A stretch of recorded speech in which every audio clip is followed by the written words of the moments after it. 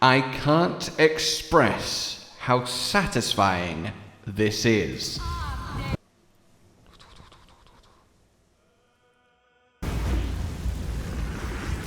And the sound it makes?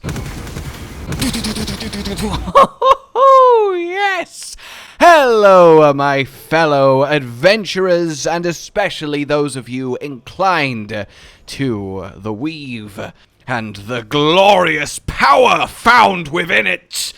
Anyway, I want to bring you then a bit of a different build, and what do I mean by that? Well, usually, of course, we do some multiclassing, mix in a bit of this, a bit of that, to create this concoction that is absolutely cataclysmically strong.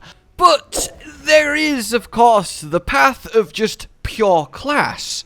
And that can be, in a lot of cases, actually stronger than any given combination. Especially when the pure class in question is, of course, the best class, the Sorcerer. And taking advantage of certain, let's say, underappreciated and underutilized spell, gear, and most importantly, feat synergies to create this, well, glorious fire dragon-esque setup that absolutely melts everything. I mean, I'm on Tactician, I'm solo, and it's just kind of unfair how easily every single enemy gets quite literally blown away and burnt to little piles of burny body ash. Why does burny body ash sound like a Baldur deodorant brand? Anyway, it takes heavy advantage of one of my favorite spells, and it's definitely a spell that you will be aware of, especially if you've done your D&Ding. It's not a bad choice, there are better choices, but, you know, it's fine, and good in a lot of circumstances. Scorching Ray, hurling 3 beams of flame that each do 2d6 damage for a potential 2 to 12 per beam, and then for every level you upcast it, you get an extra beam. Now, you might know where I'm going with this, but in Baldurs Gate, there is a mountain of ways to take advantage of abilities and spells and attacks that do multiple hits of damage all at one go. For example, it is much better if you're gonna, you know, min-max Nova like we are, though this is very much a blaster build too, because its damage over the course of many turns is still insanity, but it is much better to do 10 damage 10 times than it is to do 100 damage once if they both happen, you know, in one turn. And you'll see why that is as we go along, but I hope you have enjoyed this demonstration of it absolutely running circles around this group of enemies. You can get upwards of 400 damage, probably more actually, if you are pre-hasted by someone else, and I'm not even hasted here, and it is doing this well. Oh, God.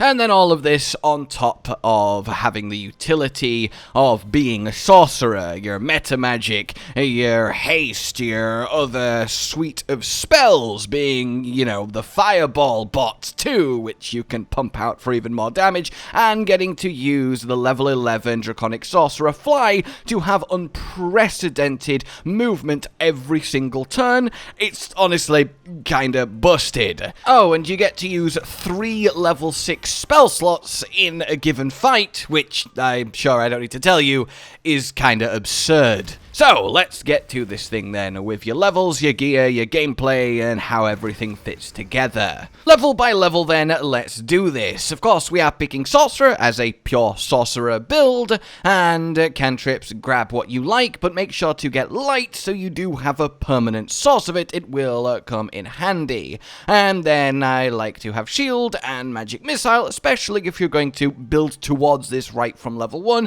They are very good options, but unless I say a spell is like necessary, then at any given point just take kind of what you feel like, what works for you, and what suits the situation and stage of the game you're in.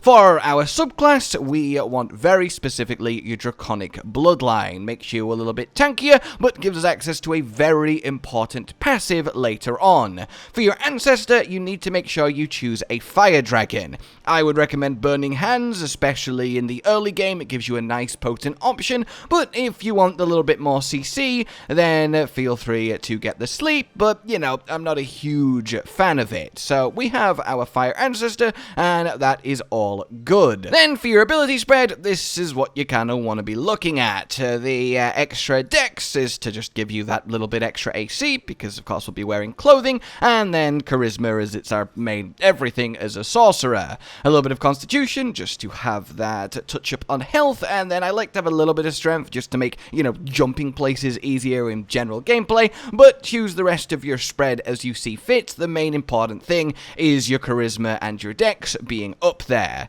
So, that is character made. Let's get our levels up. So, to the levels up then, with level 2, we get, well, everything online that is sorcery as the start of our meta magic. I like chromatic orb earlier on, though we will be replacing it later on, and then distant and twinned are your choices, though definitely take twinned, the other one is kind of what you like. And then we can go on to level 3.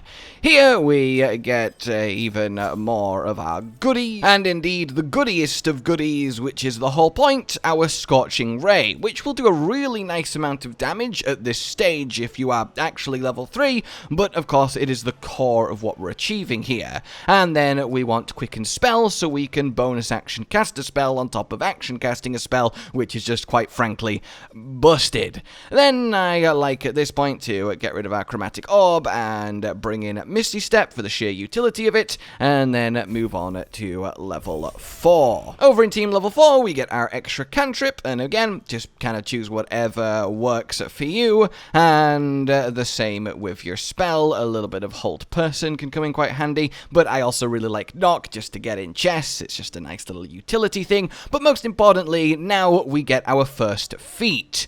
What you want to get is Magic Initiate Warlock. The reason we want that is not for the cantrips, though feel free to grab Eldritch Blast for a solid bit of cantrip damage if that's ever needed, and then anything else you want, but we grab it so that we can get one first level Warlock spell, as that's, you know, the whole main draw of this feat. And if you don't know these feats, they are just essentially, here, take 2 cantrips and level 1 spell from this class without having to multiclass, and that really is key, because it lets us get this. Hex. I'm sure you're aware of it, but if not, basically, it is do an extra 1d6 of necrotic damage when you attack an enemy with an attack roll. This is very important, as it works on each separate beam of Scorching Ray. So if you are casting it at level 3 with 3 beams, that is an extra 3d6 from the Hex. You see why this starts to get silly as we level up and add even more damage synergy in. So with that done, we continue on our path towards level 12. Level 5 is a lovely moment as we get our level 3 spells, so grab Haste, and then at this point I would also swap something out for the other level 3 spell that is majorly helpful, which is Counterspell. Then we get to level 6 where we unlock the key passive, or at least one of them, that adds to the damage output of this playstyle, and it is this, Elemental Affinity Damage. When you cast a spell that deals damage of your dragon, well, add your charisma modifier to it. So once we end up at 20 charisma, that is a +5, which means an extra 5 damage per ray of Scorching Ray, as it's fire damage, and we are a Fire Dragon Ancestor Sorcerer. Yeah, the layers, they keep on building. And then take at this point Fireball, as it is monstrously powerful, and especially extra so as a Fire Draconic Sorcerer. Then we get to level 7, where there's not a huge amount going on, but you do get to start with your level 4s. I like either Dimension Door or Wall of Fire. Wall of Fire is a very just solid choice in general, but even more so right now, and that's all well and good. Now at level 8, we get our next feat, and it's here that you actually have a choice of 2 that really matter. Let me just grab our door and then go on to it. So you can either do your ability score to get to your 18 charisma, or you can go and get Elemental Adept. So, because all of our damage is coming from fire, and fire is actually a fairly common thing to have resisted, it's very helpful to make it so your fire spells won't be resisted. It also means you can't roll a 1, so it will raise your minimum damage output too, and I think it is very, very nice to have. It's what lets me blow up the steel watches despite them normally having resistance to, yes, fire. So I will get this now, but either way, whichever feat you don't get at 8, you will get at 12, and is one of the reasons we are staying at pure Sorcerer even past level 11, where we could probably do a 1-dip if we didn't need that third feat. Now we get our level 5 spells. I like a little bit of telekinesis. It's just very useful and also hilarious to fling people around, especially into your wall of fire. And once more, our sorcery points grow, and then we can get heightened spell, which is very useful too if something really, really needs to land. I like to get hold monster, and then cantrips really don't matter, but an extra source of light isn't actually that bad, as you'll see a little bit later. Then we get to level 11, where we get, honestly, probably the best mobility skill in the entire game in just permanent passive fly, as just your method of moving. Up, down, everywhere, massive distance. This thing is unbelievable for positioning, escape, everything. You really do become kind of unstoppable, especially when you have so much AoE fire damage to pump out, and you can do it from anywhere at any point thanks to this. I really cannot stress how good it is. Then I like to get Globe of Invulnerability, as it's just really strong to have that kind of turns of base camp. You can't hurt me. Then we get to level 12 to finish it up and get our final feat. This then is where you get the one that you didn't get, so in my case it is Charisma to 18. We will have Charisma 20, so don't worry about that, and then you can get your next level 6 spell, so I will just grab myself a bit of Disintegrate, though really you're not going to cast it often at all, but hey, it's another level 6. So, that is that done. So before we get into how this actually plays in practice, let's talk gear. There is 2 categories here. Gear that you need to get to properly bring the build online, and then gear that's really nice to have that helps a lot, but isn't entirely necessary. So in the former category, we have Makohesh gear, the legendary staff. This thing, as I'm sure you know, is ridiculous, but it has one key feature that really helps. If we ignore, Arcane Battery giving you an extra level 6 cast per day. Any case, this is Kareska's Favor. You can cast this once per short rest, and you can align yourself to a type of damage. When you align yourself to that type of damage, something very special happens. You gain resistance to it, but that doesn't matter. We're already resistant to fire as a fire draconic sorcerer, but what you do get is you do additional fire damage equal to your proficiency bonus. I.e., every ray of Scorching Ray gains extra damage thanks to this. And yes, this stacks with the passive we get for getting to level 6 as a Draconic Sorcerer. So you see, once again, how this starts to get absurd. So you light this up on yourself, apart from looking absolutely beautiful, you then actually get an extra cast of Fireball and Wall of Fire to be getting on with, which saves you spell slots as well, so really, it's just beautiful. After this then, we want to get Birthright, +2 to Charisma. This is how we end up on 20, despite only 1 ability score improvement, and it's shockingly easy to get for how potent this is. You really, literally, just walk yourself over to Sorcerer's Sundries and buy it from the vendor at the front desk. Job's a good 'un. That leaves only 2, well, technically 3, but one's a pair. The Coruscation Ring and the Callous Glow Ring, the Illuminated Orb extra radiant damage. This is why we have ourselves Light as a cantrip, so we always are a source of light. Just cast it on yourself, and then that's it for the rest of the day. Great. So now that that's active, well, we are illuminated, so we will inflict a Radiant Orb on the target.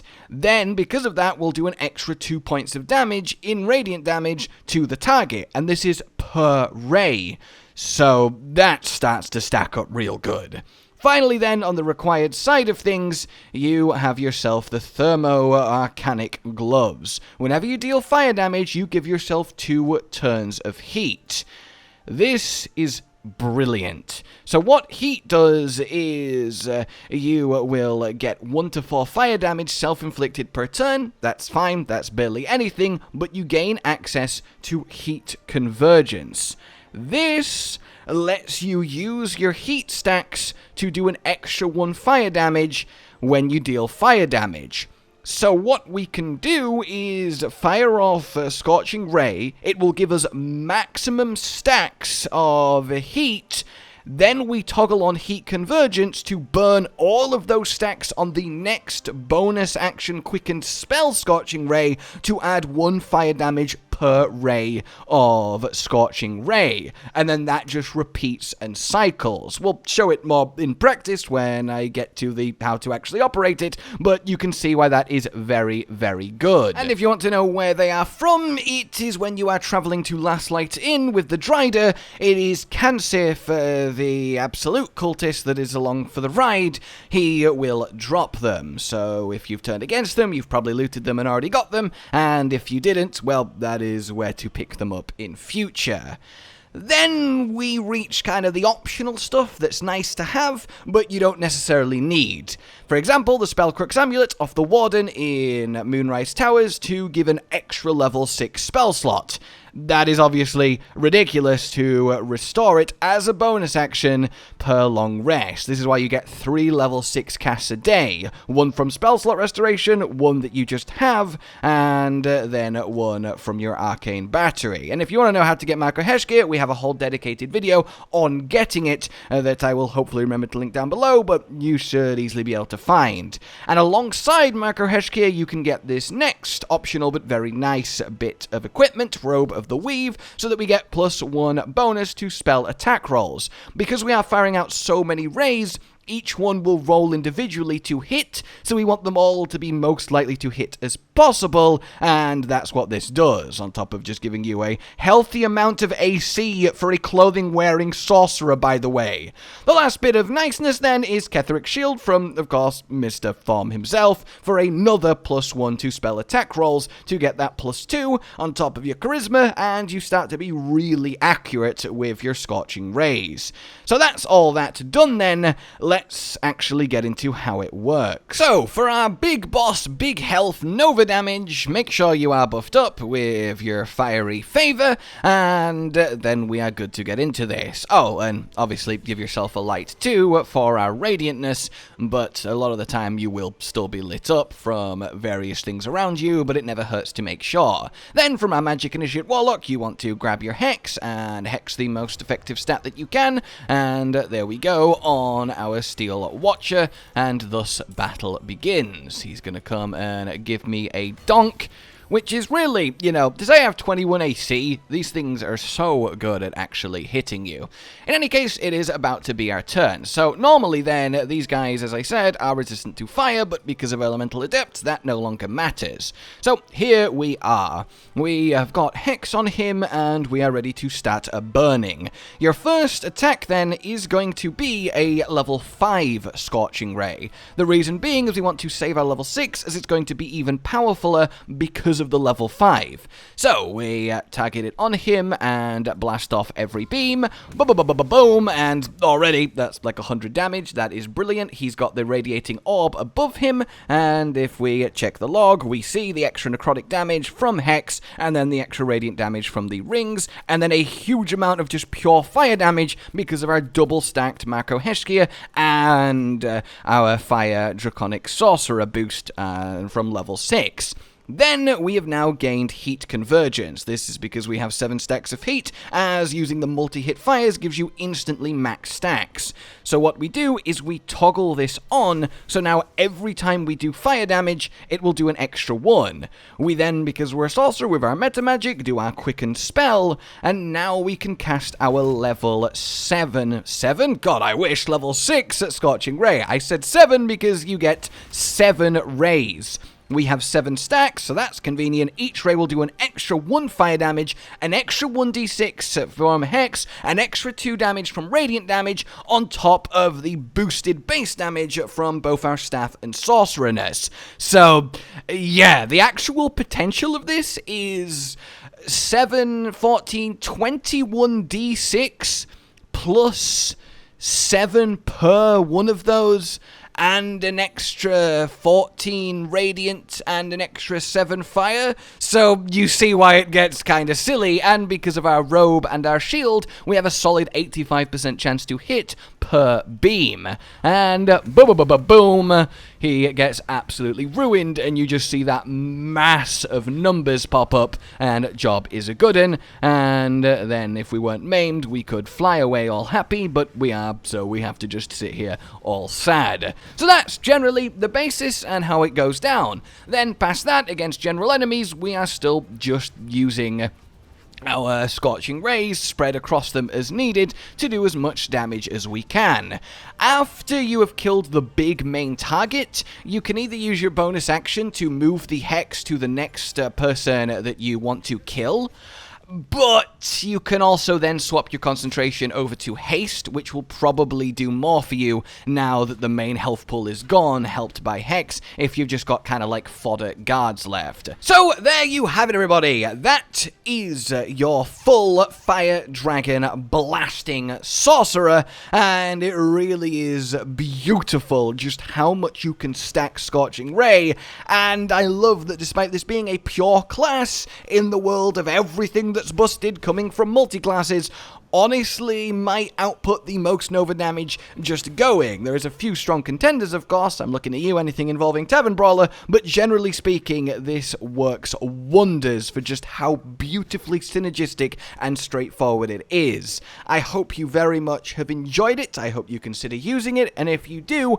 you have just the most fun. And it's also a good build to use just through your entire journey, as it comes online pretty much at level 4, and then just gets stronger and stronger as you progress, get more gear, get more levels. But now then, like if you've enjoyed this, subscribe and hit the bell for more. Consider supporting the future of the channel on Patreon down below. And until we meet again, a goodbye. Josh, Cotton, and Hollow with the videos, dropping the humor like a hammer on your tippy toes, bringing entertainment on a daily arrangement to take our insanity and turn it into entertainment. Yes, I said entertainment twice, to reiterate that it is nice to look into your faces on a mostly daily basis when you let us in your homes to make the whole world a stage. Goodbye.